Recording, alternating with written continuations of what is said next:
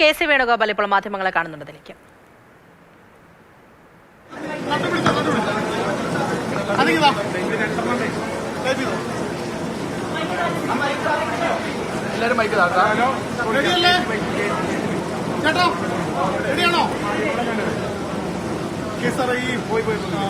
വലിയ തോതിലുള്ള അസഹിഷ്ണുത രാജ്യത്ത് വളരുന്നുണ്ട്. പ്രത്യേകിച്ച് കോൺഗ്രസ് പാർട്ടി എന്ന് പറഞ്ഞൊരു വലിയൊരു മൂവ്മെന്റ് രാജ്യത്ത് വരുന്നു. അത് ചെറുപ്പക്കാർ അവരുടെ പ്രതിഷേധം അവരുടെ തനതായ രീതിയിൽ പ്രകടിപ്പിക്കുന്നതായി കണക്കാക്കാൻ പറ്റുമോ? അവരെ രാജ്യദ്രോഹികളായി കണക്കാക്കണമോ? എങ്ങനെ രാജ്യദ്രോഹികളായിട്ട് അവരെ കണക്കാക്കുക? രാജ്യത്തെ തൊഴിലില്ലായ്മ രൂക്ഷമായി നിൽക്കുന്ന സാഹചര്യം ഇതുപോലെ ഉണ്ടായിട്ടില്ല.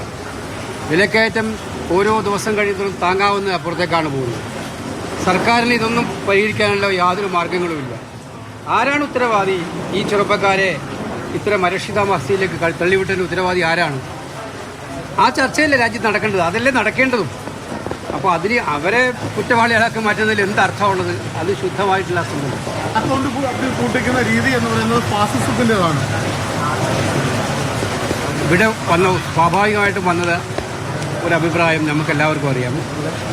ചെറുപ്പക്കാരെ സംബന്ധിച്ചിടത്തോളം ഒരു തൊഴിലിന് വേണ്ടിയിട്ട് അവർ നിൽക്കുന്ന നിൽപ്പ് സഹിക്കാവുന്നതിനും അപ്പുറത്താണ്. അപ്പോൾ ആ ഒരു സാഹചര്യത്തിൽ ഇത്തരമൊരു പരാമർശം കൂടി വരുമ്പോൾ അവർക്കുണ്ടാകുന്ന പ്രയാസങ്ങൾ ജനങ്ങളെ സർക്കാരിൻ്റെ കണ്ണ് തുറപ്പിക്കുന്ന യുവജന രോഷമാണ് ഇപ്പോൾ നമ്മൾ പ്രകടമാകുന്നത്. അത് സർക്കാരിന് ചെയ്യേണ്ടതിനെ പോസിറ്റീവായി എടുക്കാൻ വേണ്ടത്. അതിനെ പോസിറ്റീവായി എടുത്ത് ആ ഇഷ്യൂ അഡ്രസ്സ് ചെയ്യാൻ വേണ്ടത്. ആ ഇഷ്യൂ അഡ്രസ്സ് ചെയ്യാൻ എന്ത് നടപടിയാണ് ഇവരെടുത്തിരിക്കുന്നത്? കഴിഞ്ഞ 12 കൊല്ലമായിട്ട് എല്ലാ MSMEയും തകർക്കുക, എല്ലാ തൊഴിലവസരങ്ങളെയും ഇല്ലാതാക്കുക, അഗ്നിവീർ പോലെയുള്ള പദ്ധതികളുണ്ടാക്കി എങ്ങനെ ചെറുപ്പക്കാരുടെ തൊഴിലവസരങ്ങൾ പരിമിതപ്പെടുത്താൻ പറ്റുമെന്ന് നോക്കുക. ഇതല്ലേ ഇവർ ചെയ്തുകൊണ്ടിരിക്കുന്നത്. അതല്ല ചെയ്യേണ്ടത്. ആ ഇഷ്യൂ അഡ്രസ്സ് ചെയ്യാണ് വേണ്ടത് ഒരു ഉത്തരവാദപ്പെട്ട ഗവൺമെന്റ്. അതായത് സപ്രസ് ചെയ്യാൻ വേണ്ടി നിയമവിരുദ്ധമായ മാർഗങ്ങൾ ഉപയോഗിക്കുക അല്ല വേണ്ടത്. വിദേശ രാജ്യങ്ങളിലേക്ക് പോയി രാഷ്ട്രതലവന്മാർക്ക് മധുരം കൊടുത്തതുകൊണ്ട് രാജ്യത്തെ പ്രശ്നങ്ങൾ അവസാനിക്കുന്നില്ല അല്ല പറയുന്നത്. ഓരോ ദിവസം കഴിഞ്ഞാലും പെട്രോളിൻ്റെയും ഡീസലിൻ്റെ വില എങ്ങനെയാണ് കൂടിക്കൊണ്ടിരിക്കുന്നത്? ഈ നാട്ടിൽ ഇങ്ങോട്ട് നിങ്ങൾ വരാനിരിക്കുന്ന കാലമെന്ന് പറയുന്നത് വളരെ വളരെ അതീവ ഗുരുതരമായിട്ടുള്ള സാഹചര്യമായിരിക്കുമെന്നാണ് പ്രവചിക്കപ്പെടുന്നത്. അതിനെ നേരിടാനുള്ള ഒരു തയ്യാറെടുപ്പും ഇല്ലാതെ ഇപ്പോഴും ആഘോഷങ്ങളിലും തിമിർപ്പിലുമാണ് നമ്മുടെ പ്രധാനമന്ത്രി.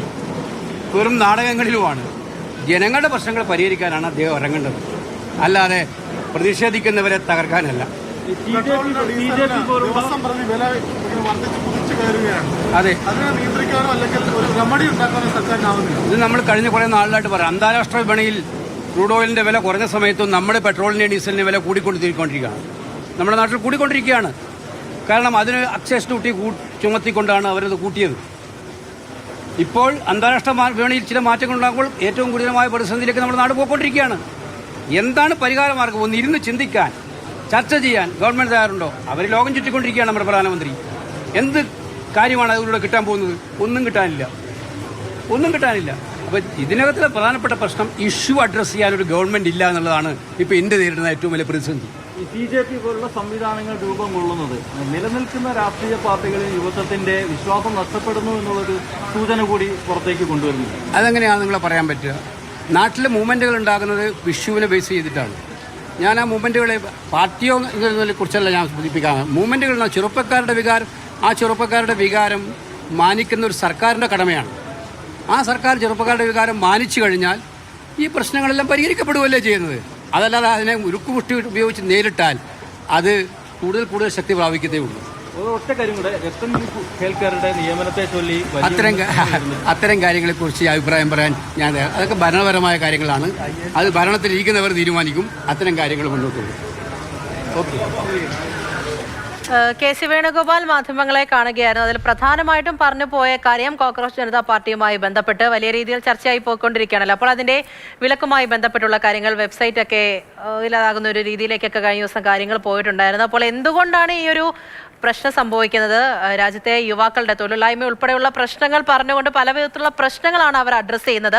അപ്പോൾ ഈ ഇഷ്യൂ എന്താണ് എന്നുള്ളത് അഡ്രസ്സ് ചെയ്യാൻ വേണ്ടിയിട്ടുള്ളൊരു ഭരണ സംവിധാനം ഇവിടെ ഇല്ല. അതിന് പകരം നമ്മുടെ പ്രധാനമന്ത്രി മറ്റു രാജ്യങ്ങളിലേക്ക് ഇങ്ങനെ പോവുകയാണ്, ആ തരത്തിലുള്ള കാര്യങ്ങൾ നീക്കുകയാണ്. എന്ത് കാര്യത്തിലാണ്? സ്വാഭാവികമായിട്ടും ഇങ്ങനെ സംസാരിച്ച് വരും, ആ തരത്തിലുള്ള കാര്യങ്ങളൊക്കെ ഉയർന്നു വരും. അതിനെ അടിച്ചമർത്തുകയാണോ വേണ്ടത് തുടങ്ങിയ പ്രധാനപ്പെട്ട കാര്യങ്ങളാണ് ഇപ്പോൾ കെ.സി. വേണുഗോപാൽ ഈ വിഷയവുമായി ബന്ധപ്പെട്ട് സംസാരിച്ചത്.